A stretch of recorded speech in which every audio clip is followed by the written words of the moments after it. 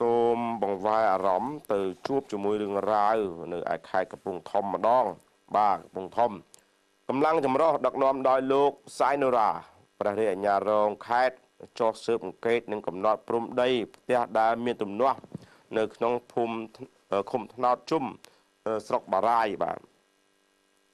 កាលពីរសៀលថ្ងៃទី5កុម្ភៈឆ្នាំ2016លោកព្រះរាជអាជ្ញារងសៃនូរ៉ានៃខេត្តកំពង់ធំបានដឹកនាំកម្លាំងចម្រុះចុះពិនិត្យកំណត់ព្រំដីផ្ទះផ្អែកតាមពាក្យបណ្ដឹងរបស់ម្ចាស់កម្មសិទ្ធិដីឈ្មោះជឹមឈុំនិងប្រពន្ធឈ្មោះគៀនយីបាទរស់នៅភូមិថ្នោតជុំឃុំថ្នោតជុំស្រុកបារាយខេត្តកំពង់ធំបានប្តឹងថាលោកមេឃុំនិងលោកមេភូមិនឹងខົບខិតគ្នាបាទរំលោភយកដីប្លង់ផ្ទះរបស់គាត់នឹងហើយឆ្លើយថាដីនឹងដីចំណីផ្លូវបាទដីចំណីផ្លូវលោកពូជឹមឈុំនិងអ្នកមីងគៀនយីបាទជាម្ចាស់ផ្ទះហ្នឹងបានរស់នៅលើដីរបស់គាត់ហ្នឹងគឺថា13គុណនឹង35បាទ13គុណនឹង35ម៉ែត្របាទគឺគាត់បានប្រាប់ដល់សមត្ថកិច្ចនិងអ្នកសារព័ត៌មានថាគ្រួសារគាត់មករស់នៅលើដីហ្នឹងតាំងពីឆ្នាំ1983បាទស្រាប់តែមកដល់ឆ្នាំ2015ទៅហើយលោកមេភូមិនិងលោកមេឃុំថ្នោតជុំបានហៅគ្រួសារគាត់មកប្រជុំដើម្បីដកដីចំនួន6ម៉ែត្រគុណនឹង13ម៉ែត្របាទដោយយកម្លេះថាដីនោះគឺជាដីចំណីផ្លូវតែខណៈពេលនោះគ្រួសារគាត់មិនព្រមធ្វើតាមទេបាទអត់ព្រមធ្វើតាមលោកមេភូមិលោកមេឃុំឯងទេ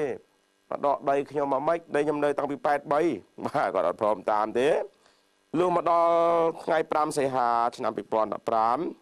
បាទដដែលនោះគេឃើញមានកម្លាំងរបស់លោកមេភូមិនិងលោកមេឃុំបាននាំគ្នាមកដកដំណាំបាទនៅខាងមុខផ្ទះអស់ទាំងច្រើនដែលមានចេកដូងត្នោតព្រមទាំងប្រមានថាបើហ៊ានប្តឹងប្រយ័ត្នខ្លួនទៅអាយ៉ាបើហ៊ានប្តឹងប្រយ័ត្នខ្លួនទៅបាទតែទៅនៅរឿងនេះលោកច័ន្ទប៉ុកមេឃុំថ្នោតជុំបានឆ្លើយនៅចំពោះមុខសមត្ថកិច្ចថារឿងនេះលោកមិនបានយកដី6គុណ13នេះមកធ្វើជាកម្មសិទ្ធិផ្ទាល់ខ្លួននោះទេគឺគ្រាន់តែយកមកសម្រាប់ដាក់ក្រែឲ្យប្រជាពលរដ្ឋនៅក្នុងភូមិលក់ដូរប៉ុណ្ណោះបាទយកមកដាក់ក្រែឲ្យប្រជាជនលក់ដូរអាម៉េចដីគេបាទព្រោះថាដីនេះជាដីចំណីផ្លូវលំបាទ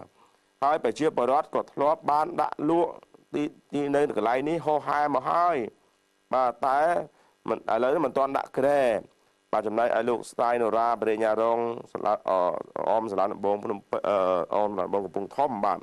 ក្រោយពីបានស្ដាប់នៅការបកស្រាយនិងលើកហេតុផលរឿងខ្លួនរួចមកលោកបាននិយាយថានេះជាលើកទី1ហើយ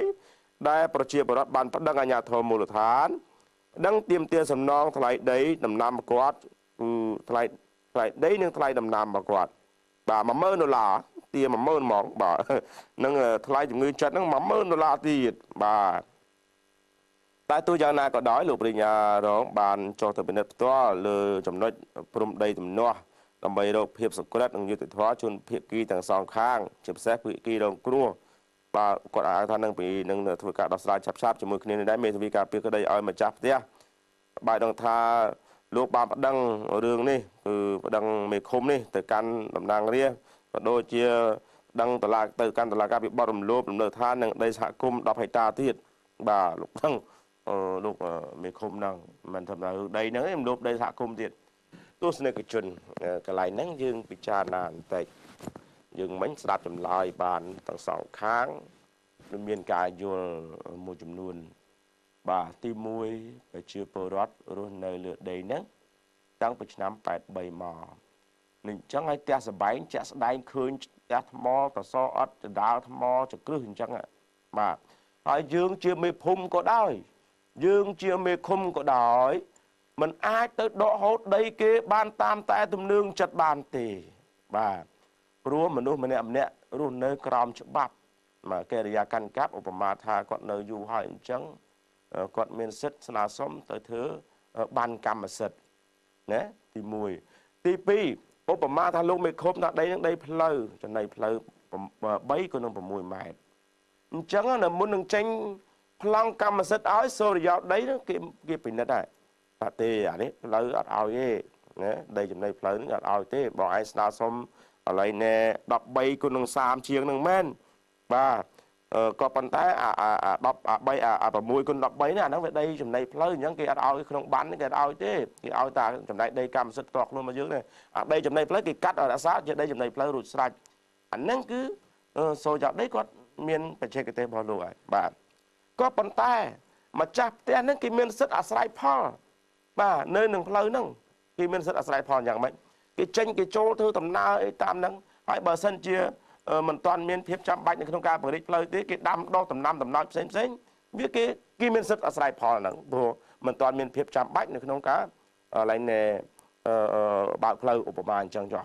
បាទបើកផ្លូវអញ្ចឹងដីនៅមុខលំនៅឋានរបស់គេมันអាចមួយលោកមេភូមិមេឃុំហ្នឹងទៅអាកាត់ជំនួសគេដោយឯកចិត្តបានទេបាទត្បិតតែយើងជាអាជ្ញាធរក៏ប៉ុន្តែអាជ្ញាធរមិនចេះតែប៉ាតណាប៉ាតណីនោះទេបាទគឺធ្វើក្នុងកម្រិតមួយដែលអាចធ្វើបានណាកម្រិតមួយដែលច្បាប់អនុញ្ញាតតែប៉ុណ្ណោះទេបាទអញ្ចឹងយើងថាអេខ្ញុំមេភូមិខ្ញុំមេឃុំផ្ទះបងឯងមួយនេះត្រូវរូបក្រវត្តចោលបាទឬក៏រុះយកទៅធ្វើផ្លូវធ្វើស្ពានណ៎អញ្ចឹងទៅរុះផ្ទះប្រជាជនទៅធ្វើស្ពានមិនកើតឧបមាអញ្ចឹងលោកនាយកជនអញ្ចឹងអំណាចរបស់អាជ្ញាធរភូមិឃុំគឺមានកម្រិតបាទមិនមែនចេះតែសម្រេចដោយអត្តនោម័តគ្រប់បញ្ហាទេបាទពិតមែនតែយើងឥឡូវនេះមានការធ្វើវិមជ្ឈការវិសហមជ្ឈការគឺការផ្ទេរឬការរំលែកអំណាចទៅឲ្យមូលដ្ឋានឲ្យថ្នាក់ក្រោមជាតិក៏ពិតមែនក៏ប៉ុន្តែក៏អ្វីក៏ដោយគឺស្ថិតនៅក្នុងក្របខ័ណ្ឌច្បាប់ទាំងអស់បាទទាំងអស់អញ្ចឹងទី1ក្នុងនាមបច្ចុប្បន្នភាពយើងពិតជាសរសើរប្រជាពលរដ្ឋមួយគ្រួសារហ្នឹងលោកហ៊ានប្រឈមលោកហ៊ានតស៊ូមតិដើម្បីយុត្តិធម៌បាទយើងគ្រប់គ្រងឲ្យមានបែបហ្នឹងព្រោះ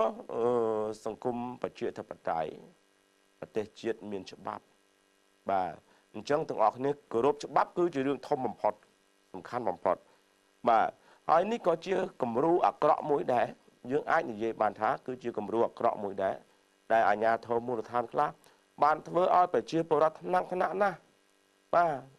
ហើយបើទោះបីជាក្រមការងារថ្នាក់ជាតិឬក៏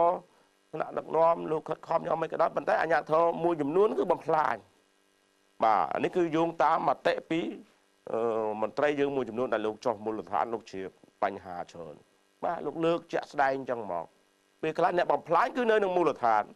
បាទស្លឹកឆ្នោតមិនមែននៅលើមេឃទេស្លឹកឆ្នោតនៅក្នុងមូលដ្ឋានដែរបាទនៅក្នុងមូលដ្ឋានដែរនេះគឺជាបញ្ហាមួយបាទជាបញ្ហាមួយហើយយើងចាំមើលតើដំណោះស្រាយនឹងត្រូវបានប្រគល់ទៅឲ្យខាងណាខាងណីព្រោះនេះគឺជាបញ្ហាហើយឲ្យរើដីគេទៅឲ្យប្រជាពលរដ្ឋលក់ដូរធ្វើតូបហ្នឹងទៅធ្វើតូបដែលអត់យកលុយសោះឬមួយក៏យកលុយគេបើសិនជាគាត់យកលុយថ្លៃតូបគេហើយបានមករើផ្ទះគេរើដំណាំដំណើរគេអញ្ចឹងអាហ្នឹងគឺមួយទៀតបំផ្លាញហើយមួយទៀតទៅនេះចិនបើក្នុងករណីដែលដីរបស់លោកពូនេះលោកពូជឹមឆុំហ្នឹងនិងអ្នកមីងគៀនយីហ្នឹងគាត់មានប្លង់កម្មសិទ្ធិមានន័យថាមានប្លង់រឹងទៀតលោកមេភូមិលោកមេឃុំហ្នឹងទៅដកដំណាំដំណោចគេហ្នឹងអាហ្នឹងប្រហែលជាចូលក្នុងបទបំផ្លិចបំផ្លាញទ្រព្យសម្បត្តិអ្នកដទៃទៀតអាហ្នឹងគឺដូចជាសិក្សាទៅបែបព្រមមិនតាន់ចំហ្មងអាហ្នឹងបាទអញ្ចឹងគឺថាចាំមើលទៀតបាទប៉ុន្តែយ៉ាងណាក៏ដោយចោះគឺយើងរំពឹងថានឹងមានការសម្របសម្រួលគ្នាមួយបាទពេលខ្លះក៏យើងប៉ះដៃយកដៃប៉ះជើងយកជើងក៏វាមិនត្រូវសំខាន់គឺថាអ្នកប្រព្រឹត្តខុសគឺទទួលស្គាល់នៅកំហុសរបស់ខ្លួនផងបាទទទួលស្គាល់នៅកំហុសរបស់ខ្លួនផង